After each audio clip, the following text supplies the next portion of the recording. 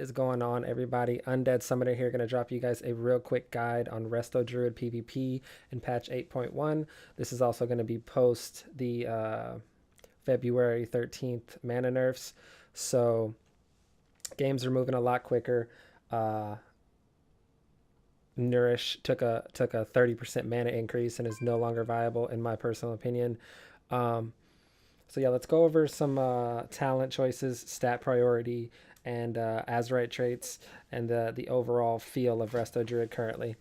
The current spec that I have been running, because I do run 3 Grove Tending traits on my Azerite gear, is Prosperity, Wild Charge, a Renewal, and Tiger's Dash. They can all be subbed out depending on, obviously which game you're playing. Guardian Affinity, I play 80% of the games. Feral Affinity obviously is extra strong right now, but it is punishable, so you kind of gotta watch it whenever you play it. If you do play Feral Affinity, you want to go ahead and match it up with Master Shapeshifter for that extra 25% damage, and you are pretty much a glorified 80% of a DPS. For the 60 tree, I like to run Mighty Bash almost every game, as long as my partner is not super stun heavy, i.e. a rogue, Windwalker. Even playing with a Windwalker, you can take Bash. It's just Windwalkers like to set up their stuns pretty much perfectly, so you don't want to DR that too bad. Mass Entanglement is definitely a good thing, especially when you're playing against Unholy DKs right now. Mass Entanglement on A-Bomb, and it also roots their pet. Even if they get dispelled out of it, their pets and all that will still sit it. Typhoon can be played, I guess, if you're playing on a map that has maybe a ledge and you can, knock somebody off, but Typhoon is probably the least played in my personal opinion. The 75 tree, I have been running Soul of the Forest.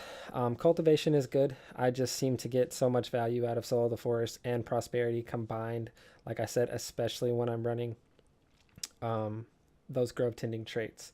The 90 tree, I tend to take Stonebark just because a lot of teams end up having a pretty much a go every minute or so, and lowering the cooldown on it and increasing healing is actually really strong.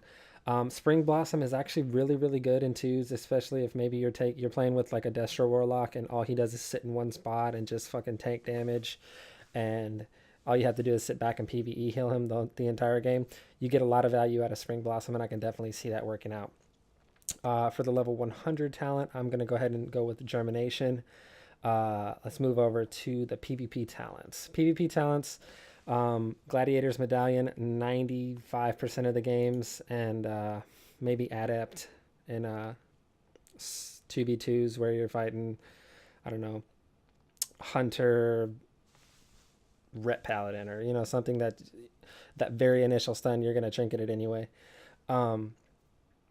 Thorns, I have been playing a ton. Obviously, Thorns is going to be completely situational depending on what you're fighting against. It's not played that often in threes, especially with spell cleaves. Definitely not going to take it against a spell cleave. I wouldn't even take it if the team had one melee, one range. If you're playing against something like a TSG or maybe The Walking Dead or something like that, then Thorns is definitely a good go-to.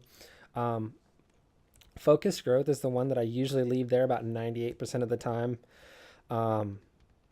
It got buffed not too long ago, so I got I think a 5% increase, so that's pretty strong.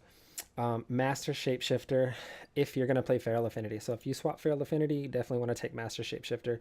Super strong together.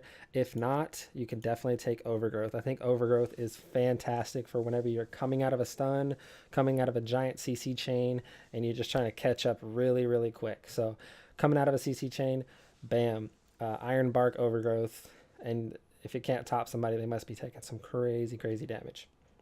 What else? Let's see.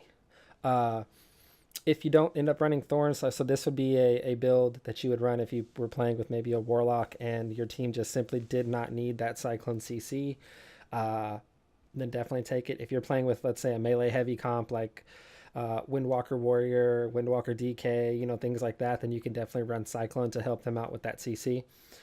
So Cyclone can be swapped out pretty much for either one of these two talents. Let's see. Nourish, in my personal opinion, since the 30% nerf is not really viable, it rips through mana, especially with mana being nerfed as of, I think, a couple of days ago, yesterday. Um, Mark of the Wild, no thanks. Early Spring, never. Encroaching Vines, now that's pretty much it, guys. Let's go over the Azerite traits. All right. I personally run triple Grove Tending. So we got Grove, Grove, Grove. I run Unstable Catalyst just because it's all I have, and it's actually not too bad, especially if you can find yourself sitting in it. It's an extra like 450 intellect increase when that little pool is on the ground.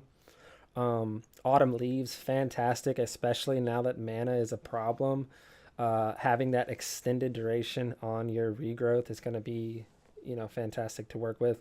I like to run one Waking Dream, just because that lowering the cooldown, or lowering the cooldown on your passive is just fantastic. So these are the traits that I run.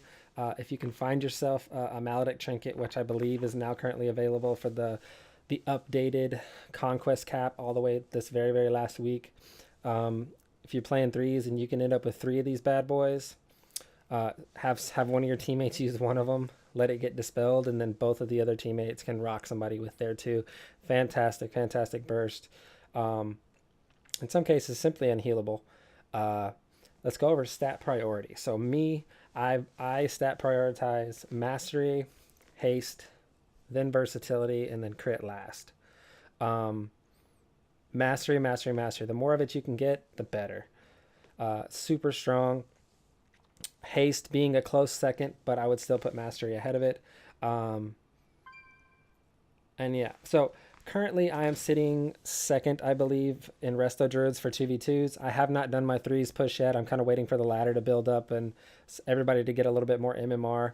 That way, whenever I do decide to start pushing 3s, I should gain more points per win. Hopefully, that's the goal. If you guys have any questions, feel free to comment down below. If you want to catch me on the stream, twitch.tv/undeadsummoner. I'd love to see you guys. And you guys have an awesome day, and appreciate you for checking it out. Later.